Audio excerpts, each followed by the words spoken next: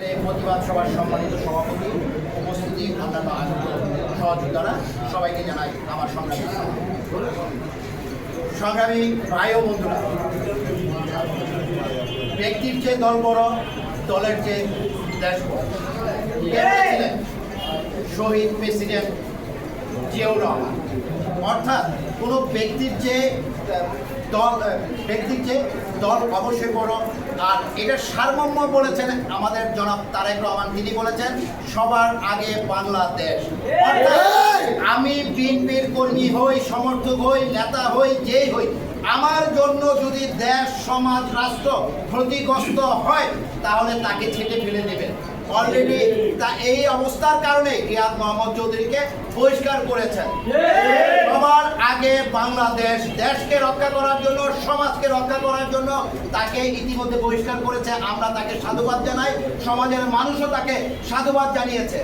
সংগ্রামী সাথী ও বন্ধুগণ, আরেকটি কথা বলি, এই বহিষ্কারের পরে কিছু মানুষ দেখলাম মায়া কান্না কাটছেন। কারো পদ আছে, কারো পদ নেই।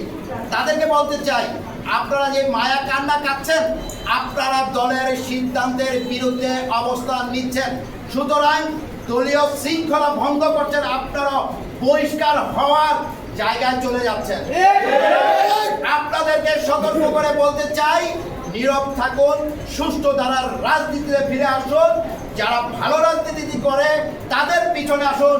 সন্ত্রাসী পথ ছাড়ুন, চাঁদাবাজ, দখলবাজ এই রাস্তা ছেড়ে মানুষের সেবায় আসুন।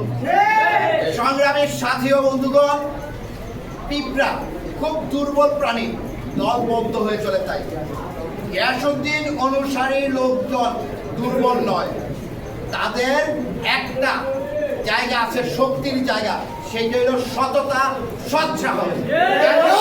গিয়াসউদ্দিন অনুসারীরা একজনও চাঁদাবাজি করে না, একজনও ভূমিদস্যুতা করে না, দখলবাজি করে না। এই 10 মাসের মধ্যে যদি গিয়াসউদ্দিন অনুসারী কেউ কোথাও চাঁদাবাজি করেছে কোনো প্রমাণ থাকে, আমি কখনো গিয়াসউদ্দিন সাহেবের রাজনীতি করবো না, তার পিছনে সুতরাং গিয়াসউদ্দিন সাহেবের লোকজনকে দলবদ্ধ হয়ে চলতে হয় না, যেটি দেখিয়েছেন গতকাল আমাদের সম্মানিত ফতুল্লা থানা বিএনপির বিপ্লবী সাধারণ সম্পাদক আব্দুল ভারী ভূঁইয়া। একটু আগে আমাদের ফতুল্লা থানা ইউনিয়ন বিএনপির সভাপতি বলেছেন তার উপরে হামলার নেপথ্য, কারণ এটা হতেই পারে। কারণ ইতিমধ্যে আপনারা দেখেছেন রাষ্ট্রীয় বেশ কয়েকজনের বিরুদ্ধে এই আব্দুল ভারী ভূঁইয়া ভাই মামলা করেছিলেন। সেই ঘটনাকে কেন্দ্র করে তার উপরে গতকাল হামলার ঘটনা ঘটে থাকতে পারে। কেন? রিয়াদ মোহাম্মদ চৌধুরীর পাশে যারা আছেন তারা প্রত্যেকেই মীর সোহেল আলীর ক্যাডার। এই রিয়াদ চৌধুরী প্রতিদিন হাজিরা দিতেন নম্বরকে, আপনারা কম বেশি সবাই জানেন। পুরান ঢাকার নান্দা হাজির বিরানি নিয়ে প্রতি রাতেই যেতেন গুলশানে সেই বোরকা শামীমের বাড়িতে। বিচার করে 17 বছরের 17 মিনিটও তাকে জেলে যেতে হয়নি, বাড়ি ছাড়া থাকতে হয়নি। অথচ এখানে প্রত্যেকটা নেতা কর্মীকে বাড়ি ছাড়া হতে হয়েছে। শুধু আওয়ামী লীগ নয়, সেই আওয়ামী লীগের দোসরদের দ্বারাতে এখানকার অনেকে নির্যাতনের শিকার, এখনো নির্যাতনের শিকার হচ্ছে। গতকাল তার একটা স্লট আমরা দেখতে পেরেছি আদালত পাড়ায়। আমি বলতে চাই, আদালত পাড়ার মতো একটি জায়গাতে কি করে একজন আইনজীবীর উপরে হামলা চালানোর চেষ্টা হয়? এই প্রশাসন কি চুরি করে বসে থাকে নাকি তাদের দাবিদারি করতে চায়? এই নারায়ণগঞ্জের পুলিশ সুপার শুনেছি তিনি নাকি ওই সন্ত্রাসীদেরকে দাঁড়িয়ে সেলুট করে। তাহলে তাকে নারায়ণগঞ্জে কি কাজ? তাকে দরকার নেই আমাদের। তিনি সন্ত্রাসীদের লেজুবৃত্তি করুক, সন্ত্রাসীদের পাশে থাকুক, তার মতো এসপি আমাদের দরকার নেই। আরেকটা কথা বলে দেই, আমরা নিন্দা আর প্রতিবাদ আর জানাবো না। এখন থেকে যেখানে হবে প্রতিরোধ করে তোলা হবে। যেখানে পারেন, আপনারা ইতিমধ্যে দেখেছেন আওয়ামী লীগের দোষর সেই হাতেমের বিরুদ্ধে আমি কিভাবে কথা বলেছি, সামনে কথা বলেছি।